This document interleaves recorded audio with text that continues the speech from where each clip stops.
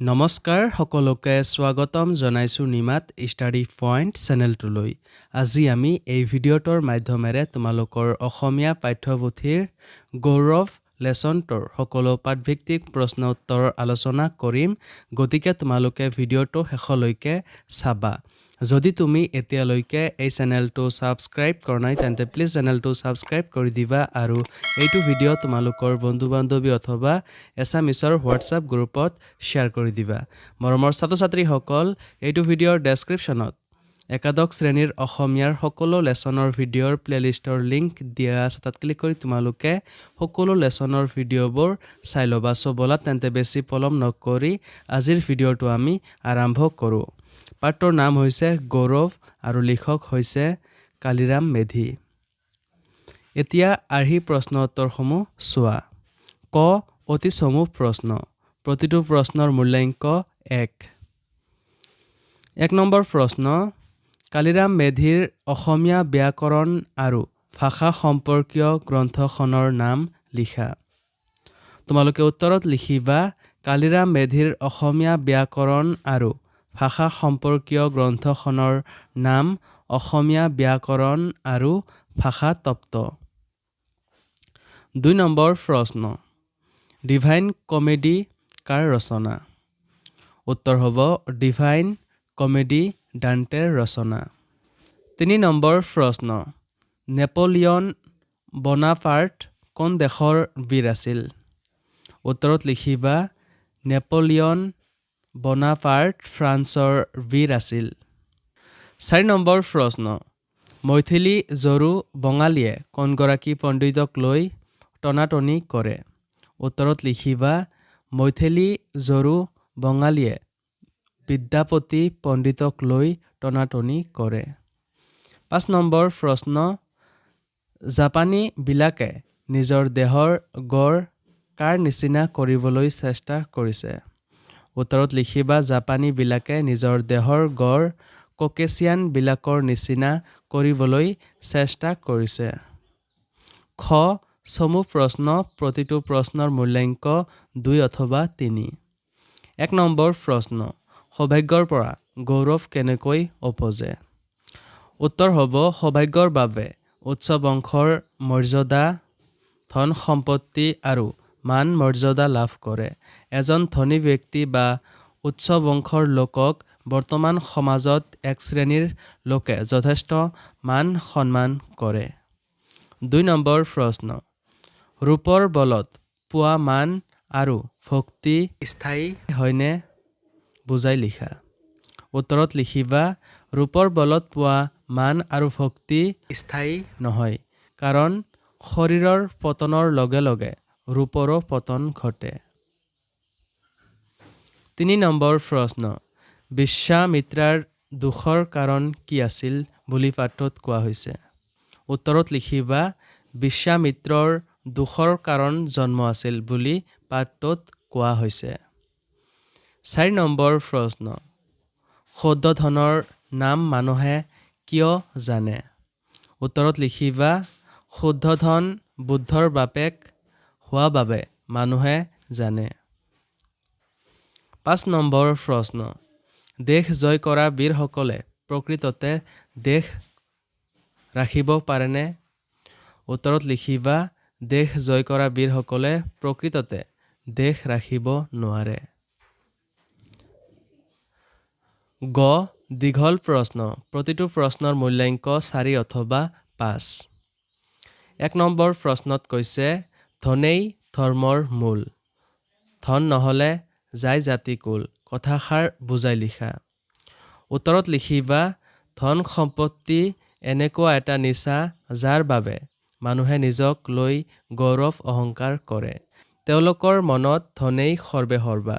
ধন থাকিলে সকলো বস্তু কিনিব পাৰি, অথচ মান সন্মানকো নিজৰ কৰি ৰাখিব পাৰে ধনৰ বলত। ধন থাকিলে বন্ধু লগত থাকে, সেয়া লাগিলে স্বাৰ্থপৰ বন্ধুৱেই হওক। ধনীক সাধাৰণ মানুহে ভয় কৰে, ভক্তি কৰে আৰু সন্মান কৰে। সেয়েহে কোৱা হৈছে ধনেই ধৰ্মৰ মূল, ধন নহ'লে যায় জাতি কুল। 2 নম্বৰ প্ৰশ্ন, গৌৰৱ প্ৰবন্ধটোত প্ৰকৃত গৌৰৱৰ কাৰণ কি বুলি কোৱা হৈছে? উত্তৰত লিখিবা প্ৰকৃত গৌৰৱৰ কাৰণ জ্ঞান, আত্মসংযম আৰু আত্মদানৰ পৰা ওলায়। এই গুণবিলাকে মানুহক অমৰ কৰে।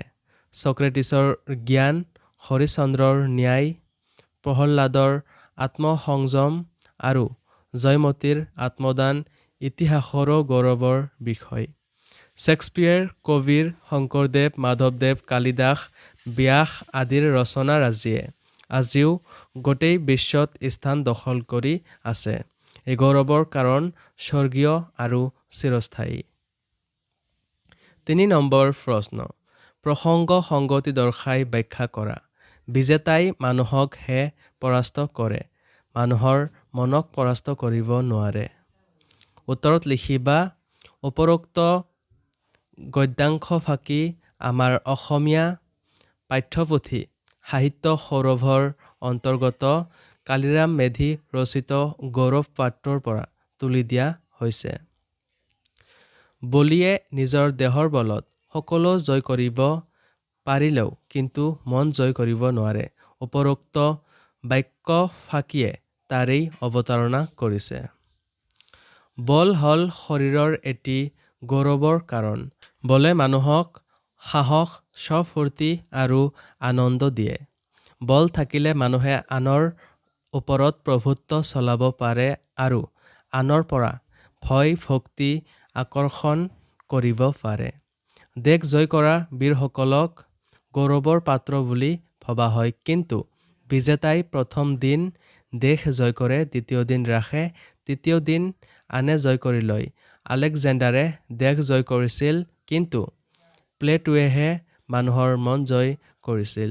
নিউটন, ডাৰউইনৰ নিজৰ ভাৱ আনৰ মনত সুমুৱাই দি আনৰ মন জয় কৰিছে আৰু তেওঁলোকৰ নিচিনাকৈ ভাবিবলৈ সমৰ্থ কৰাইছে।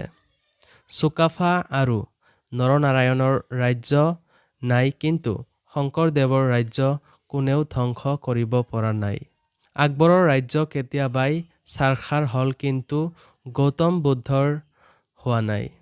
সেয়েহে কোৱা হৈছে বিজেতাই মানুহক হে পৰাস্ত কৰে, মানুহৰ মনক পৰাস্ত কৰিব নোৱাৰে। ৪ নম্বৰ প্ৰশ্ন। জন্মগতভাৱে লাভ কৰা ধন আৰু মান স্থায়ী হয়নে বুজাই লিখা। তোমালোকে উত্তৰত লিখিবা জন্ম, ধন আৰু মান সৌভাগ্যৰ পৰা আহে। জন্মগতভাৱে লাভ কৰা ধন আৰু মান স্থায়ী নহয়। ধন থাকিও যদি প্ৰয়োজনত খৰচ কৰা নহয়, দান কৰা নহয়, ধাৰ নিদিয়ে, তেন্তে সেই ধন কি কামৰ। টকা থাকে মানে বাহিৰৰ পৰা মান সম্ভ্ৰম নিজেই আহি লগ ধৰে। সংসাৰত আহি যদি সৎ কৰ্ম নকৰি অসৎ কৰ্মত ধন ভাঙিব লগা হয়, এই কুসংগীবোৰৰ পৰা বাচি থাকিব নোৱাৰিলে ধন আৰু মান কেতিয়াও স্থায়ী হৈ থাকিব নোৱাৰে। ৫ নম্বৰ প্ৰশ্ন। প্ৰসংগ সংগতি দৰ্শাই ব্যাখ্যা কৰা। ৰূপৰ কিবা আচৰিত চুম্বক শক্তি আছে। উত্তৰত লিখিবা উপৰোক্ত পদ্যাংশফাকি আমাৰ অসমীয়া পাঠ্যপুথি সাহিত্য সৌৰভৰ অন্তৰ্গত কালিৰাম মেধি ৰচিত গৌৰৱ পাঠৰ পৰা তুলি দিয়া হৈছে। ৰূপে মানুহক কিদৰে নিজৰ মায়াজালত বন্দী কৰিব পাৰে তাৰে অৱতাৰণা উপৰোক্ত বাক্যফাকিৰ জৰিয়তে বুজাবলৈ চেষ্টা কৰা হৈছে। শৰীৰৰ এটা প্ৰধান অংশ হ'ল ৰূপ। ৰূপৰ সহায়তো মানুহে জগত জিনিব পাৰে। মহাদেৱৰ নিচিনা প্ৰধান যোগীকো ভগৱানৰ বিশ্ব বিমোহন ৰূপে বলীয়া কৰিছিল। ৰাম ৰাৱণৰ যুদ্ধৰ কাৰণো সীতাৰ ৰূপ লাৱণ্য। গ্ৰীক ট্ৰজান যুদ্ধৰ কাৰণ ৰূপ। ডান্টেৰ ডিভাইন কমেডি ৰূপৰ পৰাই ওলাইছে। হিৰৰ লাৱণ্যৰ প্ৰভাৱত লিয়েণ্ডাৰে হেলিস্পট সাগৰ সাঁতুৰি পাৰ হৈছিল। সাপ যেনেকৈ যোগীৰ মন্ত্ৰত মুগ্ধ হয়, মানুহো তেনেকৈ ৰূপত মুগ্ধ হয়। ৰূপৰ বলতে বহুতে বহুত ঠাইত মান আৰু ভক্তি পায়। মহাপুৰুষ শংকৰদেৱৰ ৰূপ আৰু শান্ত মূৰ্তিয়ে তেওঁৰ প্ৰতিদ্বন্দ্বীৰ পৰাও ভক্তি আৰু শ্ৰদ্ধা আকৰ্ষণ কৰিছিল। ৰূপৰ প্ৰভাৱতে মহম্মদক বধ কৰিবলৈ উদ্যত শত্ৰুৰ হাতৰ তৰোৱাল খহি পৰিছিল। গতিকে সেইকাৰণে ৰূপৰ কিবা আচৰিত চুম্বক শক্তি আছে বুলি কোৱা হৈছে।